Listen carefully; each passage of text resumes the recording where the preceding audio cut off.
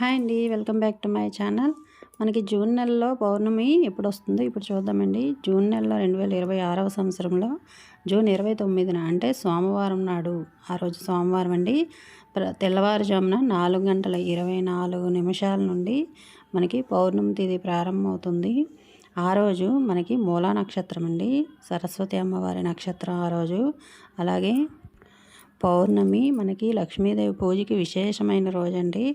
June 30వ తేదీ వరకు కూడా ఉంది, అంటే తెల్లవారు 5:56 వరకు కూడా ఈ తిథి ఉందండి.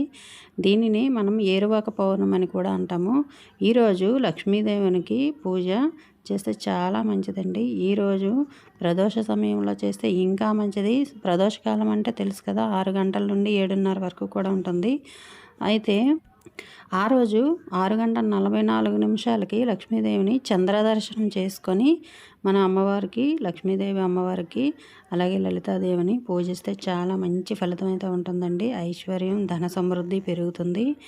ఇంట్లో సుఖ సంతోషాలు పెరుగుతాయండి. అలాగే మనం ఆ రోజు లక్ష్మీదేవి అష్టోత్తరం, శ్రీ సూక్తం పారాయణ చేస్తే ఎనలేని ఐశ్వర్యం ప్రాప్తిస్తుందండి. శ్రీ సూక్తం పారాయణ ఎన్నిసార్లు చేస్తే అంత మంచిదండి. ఆ రోజు మాత్రం చంద్రదర్శనం చేసుకొని అమ్మవారికి నైవేద్యాలు వండిపెట్టి మనం పూజ అయితే చేసుకోవాలి. వీడియో నచ్చితే లైక్ చేయండి.